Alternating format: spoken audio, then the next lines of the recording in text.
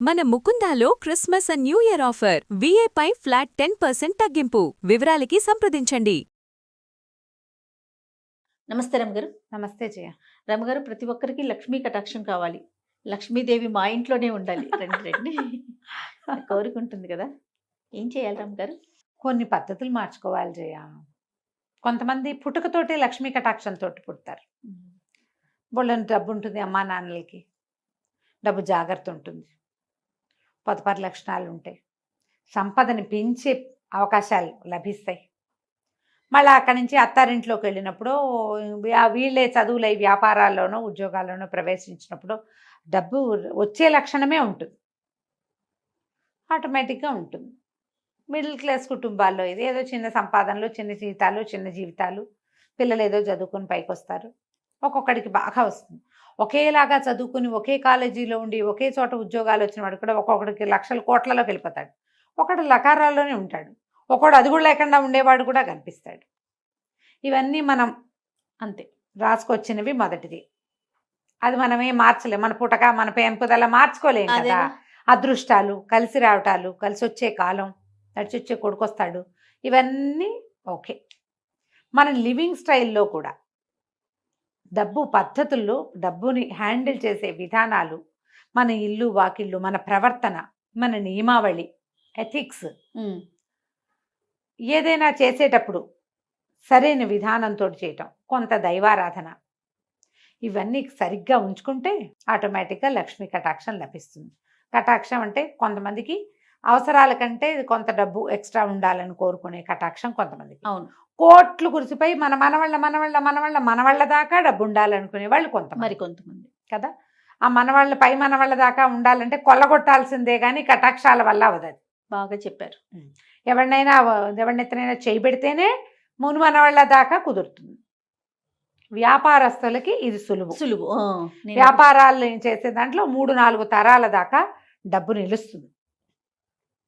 ఉద్యోగస్తులు సాధారణంగా ఏదో చిన్న పొన్న వ్యాపారాల వాళ్ళు, ప్రధానమైనది ఉద్యోగస్తులకి ఇది కొంచెం కష్టం కదా.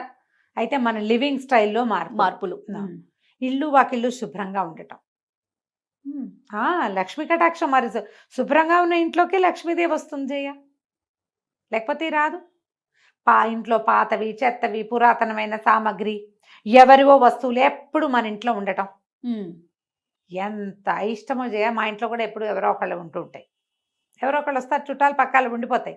వేరే వాళ్ళ బట్టలు, పాత సామాన్లు వాళ్ళవి మీ ఇంట్లో ఉంచుకోవద్దు. 4 రోజులు ఉంటారు అవసరానికి, తర్వాత వాళ్ళని వదిలిపెట్టి వాళ్ళు వచ్చినప్పుడు పంపించేసేయండి వస్తువులు. ఓకే, వాళ్ళ ఉండనివ్వద్దు.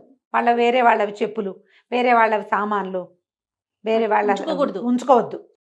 వేరే వాళ్ళు అంటే ఇందులో సొంత అక్కయ్యలు, సొంత తమ్ముళ్ళు కూడా ఉంటారు జయ. అన్నదమ్ములు అనుకో, ఒకళ్ళ వస్తువులు ఒకళ్ళ ఇంట్లో ఉండొచ్చు. అక్కయ్యల వస్తువులు ఉంచుకోవద్దు.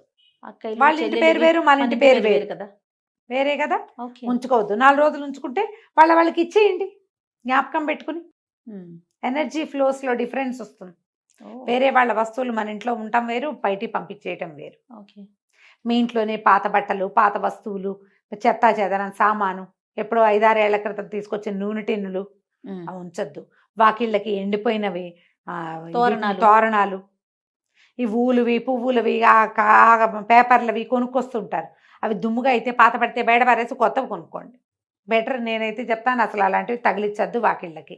ఏదైనా పండగ అప్పుడు పెట్టుకుంటామా, పండగ వంగానే దులిపేసి లోపల పెట్టేసుకోండి. అలంకారాలు చేస్తారు కదా, అన్ని వేళ్లాడేసి చేస్తారు. వేళ్లాడేసిన వాడు అన్నీ తీసేసి శుభ్రంగా లోపల పెట్టేసుకోండి. పేపర్లు అంటిస్తారు, అన్నీ తీసేసేయండి. ఇంట్లో పాత నూనె కాగితాలు, కవర్లు, అవి ఇవి చెత్త చెదారం ఉండనివ్వద్దు. ఇల్లు క్లీన్గా ఉంచండి. ఖర్చులు పెట్టేటప్పుడు అవసరమా కాదా అని 2-3 సార్లు బేరీజ్ వేసుకుని ఖర్చు పెట్టండి. ఈరోజు ఖర్చును రేపటికి వాయిదా వేసుకోండి. ఇది పెద్ద మన స్లోగన్ అనమాట. అది ఖర్చుని వాయిదా వేయటం. అది అన్నీ కాదు, కూరలు, నార్లు, పులుసు, పప్పు వాయిదా వేయలేం కదా. పెద్ద ఖర్చుల్ని వాయిదా వేయండి. ఈజీగా కొనుక్కునే విధానాలు ఏమున్నాయో అవి యాప్ చేయండి. శుక్రవారం ఖచ్చితంగా దీపారాధన చేసుకోవటం, ఇంట్లో నమస్కారం చేసుకోవటం, వీలైతే ఒక దేవాలయ దర్శనం చేయటం. ప్రతిరోజు దీపారాధన చేస్తే చాలా మంచిది. వాకిలి గుమ్మం శుభ్రంగా ఉంచడం, వాకిలి గుమ్మంలో చక్కగా ముగ్గు, గుమ్మానికి కొంచెం పసుపు కుంకుమ. ఈ గుమ్మంలో పాలు పోయటం, వాకిట్లో పసుపు కుంకుమ వేయటం చేయబోకండమ్మా. నేను చాలా నమ్ముతాను జయ. నేను కొన్ని వాకిళ్ళలో చూస్తే శుక్రవారం ముగ్గేసి పసుపు కుంకుమ వేస్తారు, నేను చూస్తాను. ఇప్పుడు ఆ పసుపు కుంకాలు ఏనాడు ఎప్పుడు వేస్తారో తెలుసా? అసలు పసుపు కుంకుమ వెయ్యకూడదమ్మా. మీరు వేయాల్సింది ఏమిటి? సంక్రాంతి రోజుల్లో గొబ్బిళ్ళు పెడతామా, అప్పుడు బంతి పువ్వులు చల్లుతారు. పువ్వులు 2 పువ్వులు, బంతి పువ్వు. అంతేగాని మీరు చామంతులు అవన్నీ నేల మీద పరవటాలు, పసుపులు కుంకాలు వేయటాలు, గుమ్మాల్లో పాలు పోయటాలు. పాలు పోస్తే గుమ్మానికి అటు ఇటు కాసిన పాలు పోయటం. లక్ష్మీదేవి పాల సముద్రాల నుంచి పుట్టింది కదా, ఈ పాలు పోస్తే వస్తుంది. పాలు పంచామృతాలు. మీరు చిన్న లాజిక్ ఆలోచించండి. ఎక్కడో చదివి ఉంటారు, ఏ గురువు గారో చెప్పుంటారు, అది పోసాకే మనకేదో వచ్చిందని మీరు నమ్ముతారేమో. కానీ ఒక్కసారి కొంచెం చిన్న లాజిక్ ఆలోచించండి. పసుపు కుంకుమ పువ్వులు పరమ పవిత్రమైన వస్తువులు. అవును. కుంకుమ చిటికడు చేయి జారి పడితే ఎంత పీకుతుంది మనసు. అయ్యో అయ్యో అయ్యో పడిపోయింది పడిపోయింది పడిపోయింది, అదైపోయింది ఇదైపోతుంది అనుకుంటాం. నువ్వే వాకిట్లో వేస్తావా దాన్ని? తొక్కుతాం కదా. ప్రధానమైంది ఎవరెవరో ఏ చెప్పులతోటో ఏ కాళ్లతోటో తొక్కుతారా? తొక్కిన వాడికి తొక్కిన పాపము, తొక్కించిన పాపం నీది, వేసిన వాడిది పెద్ద పాపం కదా. మరి వేయకండి, అక్కర్లేదు. మీరు వాకిలి గుమ్మం శుభ్రంగా ఉంచుకోండి. వాకిట్లో ఒక ముగ్గేయండి చక్కగా. ఏ చాక్పీస్తోటో వేసుకుందాం. ఇది వరకు బియ్యపిండితో వేసేవాళ్ళు. ఇప్పుడు మనమంది గచ్చులు అరుగులు, ఏవో మొజాయిక్ స్టోన్స్ గిన్స్ ఉంటాయి కదా అన్ని రకరకాల స్టోన్. ఏదో వేసుకోండి ముగ్గు. వాకిలి చక్కగా అందంగా. పచ్చటి మొక్కలు 2 వాకిట్లో ఉంచుకోండి. ఇంట్లో తులసి మొక్కని వెళ్ళిపోనివ్వకండి, నిద్రపోనివ్వకూడదు తులసమ్మని. ఒకవేళ తులసి నిద్రపోతోంది పోయేలాగుందంటే ఇంకోటి తెచ్చి పెట్టుకోండి, ఇప్పుడు కూడా తులసిని ఉంచుకోండి. ఆకుపచ్చదనం వాకిట్లో దొడ్లో కాస్త బాల్కనీస్లో కనపడేలాగా ఉంచుకోండి. ఎప్పుడు తలుపుల మీద బట్టలు వేసి ఉంచద్దు. తలుపుల వెనకాల చున్నీలు చేరతాయి. వారానికో 10 రోజులకో తీసి మళ్ళీ జాడిచ్చి లోపల పెట్టుకోండి. తలుపుల మీద టవల్స్ ఆరేస్తా ఉంటారు అమ్మగారు. టవల్స్ ఆరేయద్దు, తువ్వాళ్ళు ఆరేయద్దు. తలుపుల మీద బట్టలు ఆరేస్తే అప్పులు పెరుగుతాయని చెప్తారు. అవునో కాదో? అవన్నీ అసహ్యంగా ఉంటాయమ్మా, అందంగా ఉండదు ఆ వస్తువు, ఆ విషయం బాగుండదు. తలుపుల్లో దుమ్ము ఉంటుంది, ఆ దుమ్మంతా మన ఒంటి మీదకి చేరుతుంది. ఏ పురుగు ఏదన్నా చిన్న అవి వస్తాయి కదా ఒంటి మీదకి, టవల్స్ మీదకి. కొంచెం ఈ దేవత అర్చన విధానాలు అవి మార్చుకోండి. కొంచెం ఎవరికైనా సహాయం చేయాల్సి వచ్చినప్పుడు శుక్రవారాలు సాయంకాలం, శుక్రవారం నాడు కబుక్కున్న డబ్బులు ఇవ్వద్దు ఎవరికి. అంటే ఇప్పుడు మీరు పని చేయించుకుని పని మనిషికి జీతాలు ఇవ్వచ్చు, తప్పులేదు, పని చేస్తుంది కాబట్టి ఏదైనా మనం కొనుక్కోవచ్చు అవసరమైతే. కానీ ఒట్టిగా ఇచ్చేటప్పుడు శుక్రవారం ఇవ్వకండి, మిగిలిన వారాల్లో ఇవ్వండి. ఈ శనివారం పూట ఇవి ఉంటాయి కదా, కాయిన్స్ అట్టు పెట్టుకోండి, వీటిని దానం చేయండి. ఎవరైనా వాకిట్లోకి ఒక ముద్ద అన్నం పెట్టు అని అడిగితే తప్పకుండా పెట్టండి. ఏదో వారంతో పని లేదు. ఓ తిండి పదార్థం ఏదైనా ఒకటి, ఒక లడ్డు ఉంది, ఏం లేవు, కూర నార లేవు, ఆ లడ్డు అయినా ఇదే ఉందని చేతిలో పెట్టండి. అలాంటివి అపార్ట్మెంట్లలో పైకి ఎవ్వరూ రారమ్మా. అవును, పైకి రారు, అందరు కిందే కనపడతారు. ఎవరన్నా చేయి చేస్తే శనివారాలు తప్పకుండా ఒక కాయిన్ దానం చేయటం పెట్టుకోండి. కాసిన కాయిన్స్ బ్యాగ్లో వేసి పెట్టుకుంటే సాటర్డే మనకి ఎవరైనా కనపడ్డారు వాళ్ళ చేతిలో 2-3 కాసులైనా పెడుతూ ఉండండి. ఇవన్నీ పాత విధానాలే, పాత పద్ధతులు. ఓకే. సో లక్ష్మీ పూజ చేసుకుంటారు, మీ ఓపిక ఉంది, మీకు చేత వస్తే చదువుకోండి. లక్ష్మీ కటాక్షం కలగటానికి పెద్దవాళ్ళు మొదటి నుంచి చెప్పింది కనకధారాస్తవం, అది చదువుకోమంటారు. ఓకే. ధన ప్రవాహం కనిపిస్తుంది అని. మీకు వచ్చేది ఎక్కడైనా ఉండి అవకాశం ఉండి చేతికి రానప్పుడు ఈ కనకధారాస్తవం చదువుకుంటే శుక్రవారాలు మంచిది. రోజు చదువుకోగలరా? మహత్తరంగా ఉంటుంది. అంతే. చదువుకోలేరు, శుక్రవారం ఒకనాడు చదువుకున్నాం. శుక్రవారం రాహుకాలం పొద్దున్న 10:30 నుంచి 12 గంటల లోపల 10:30కి దీపం పెట్టేయండి.